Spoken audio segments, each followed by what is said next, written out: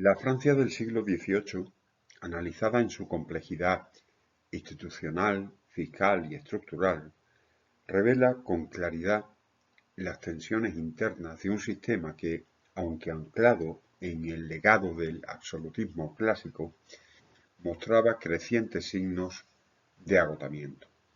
Lejos de ser un periodo homogéneo o meramente continuista, este siglo fue testigo de profundos cambios tanto en las dinámicas de poder como en la percepción de la legitimidad política y en las condiciones sociales de amplios sectores de la población.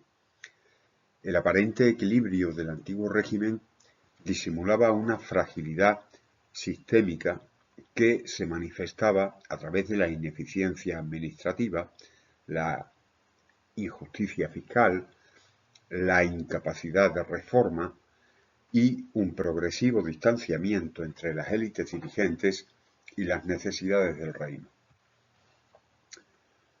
Uno de los aspectos más relevantes de esta etapa es la persistencia del modelo absolutista que, si bien mantenía los rituales, los discursos, las estructuras centrales heredadas de Luis XIV, experimentó una pérdida sostenida de eficacia operativa.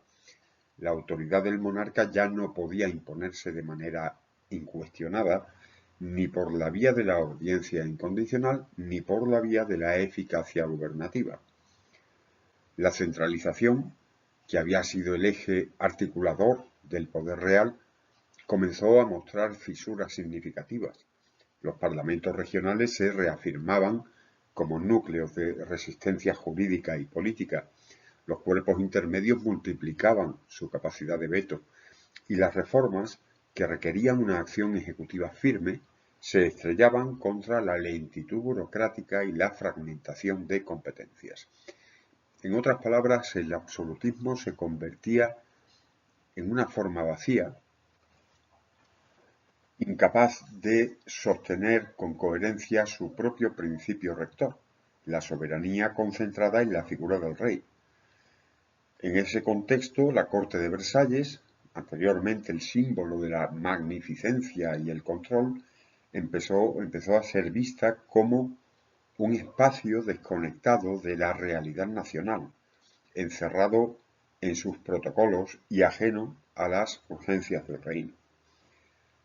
El ceremonial cortesano, lejos de reforzar la autoridad del monarca, comenzó a ser objeto de crítica, de sátira y de desprestigio, alimentando una cultura política en la que el poder se concebía cada vez más como responsabilidad pública y no como patrimonio dinástico. Esta evolución en el imaginario colectivo resulta esencial para comprender por qué, en el momento crítico, la institución monárquica se derrumbó no solo por sus fracasos prácticos, sino también por la pérdida de su fundamento simbólico. Paralelamente, el sistema fiscal, pilar económico del antiguo régimen, evolucionó hacia una situación insostenible, heredero de un modelo tributario medieval profundamente desigual. Se caracterizaba por la concentración de la carga fiscal en los sectores no privilegiados, particularmente campesinado y clases medias urbanas. Nobleza y clero, mediante exenciones legales y prerrogativas consuetudinarias, se sustraían del esfuerzo contributivo colectivo al tiempo que controlaban, en muchos casos, los mecanismos administrativos de recaudación, los impuestos. Esta combinación de privilegio fiscal y control institucional generaba una doble injusticia económica y política. La injusticia económica derivaba de la sobrecarga fiscal impuesta al tercer Estado, que debía sostener al Estado sin obtener a cambio representación ni influencia efectiva. La injusticia política se manifestaba en la forma en que las reformas eran bloqueadas desde dentro del propio sistema por aquellos estamentos que se beneficiaban de su conservación. Esta rigidez resultaba particularmente dañina en un siglo marcado por el aumento de los gastos estatales, las sucesivas guerras, la necesidad de modernización o la expansión de las funciones públicas. La resistencia a reformar el sistema fiscal no fue, por tanto, una cuestión de mera inercia, respondía a una lógica estructural en la que el privilegio no era una anomalía, sino la propia base del orden social. Los intentos de reforma, promovidos por distintos ministros, ilustran el choque entre racionalidad económica y realidad política. A pesar de su lucidez diagnóstica y de la urgencia de sus propuestas, figuras como Turgot, como Necker, como Calón, se enfrentaron a una muralla de intereses creados, de falta de voluntad real, de debilidad del aparato ejecutivo. Ninguno logró instaurar una tributación universal o suprimir las exenciones, y sus fracasos reforzaron la percepción de que el Estado era incapaz de reformarse sin romper con sus fundamentos. El problema no residía únicamente en la mala gestión, sino en la imposibilidad de introducir racionalidad en un sistema construido precisamente sobre la prerrogativa, el privilegio y la desigualdad. A este cuadro hay que sumar una transformación profunda del campo social.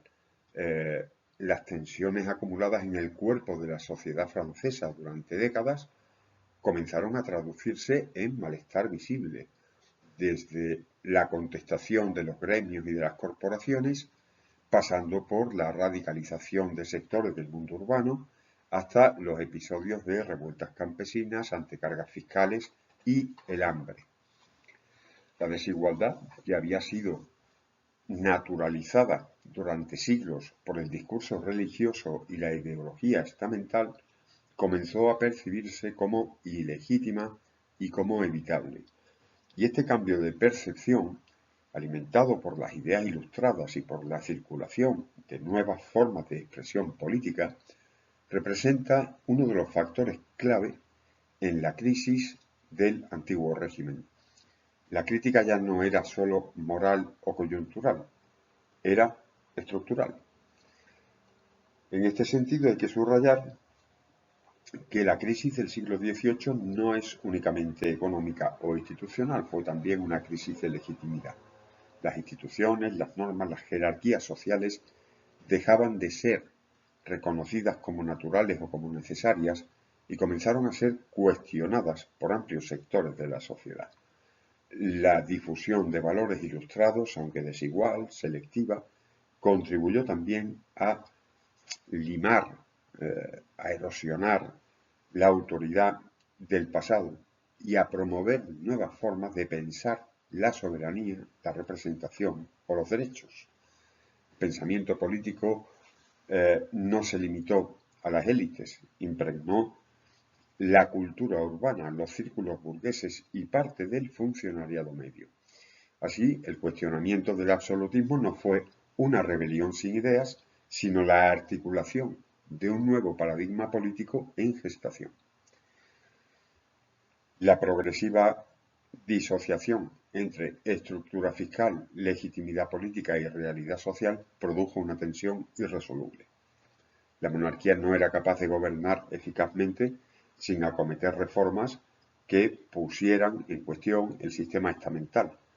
Los estamentos privilegiados no estaban dispuestos a ceder sus prerrogativas y el tercer estado comenzaba a exigir un reconocimiento político acorde con su contribución económica. Esta triple contradicción entre Estado, privilegio y sociedad se convirtió en un círculo vicioso del que no podía salir el antiguo régimen sin transformarse en otra cosa.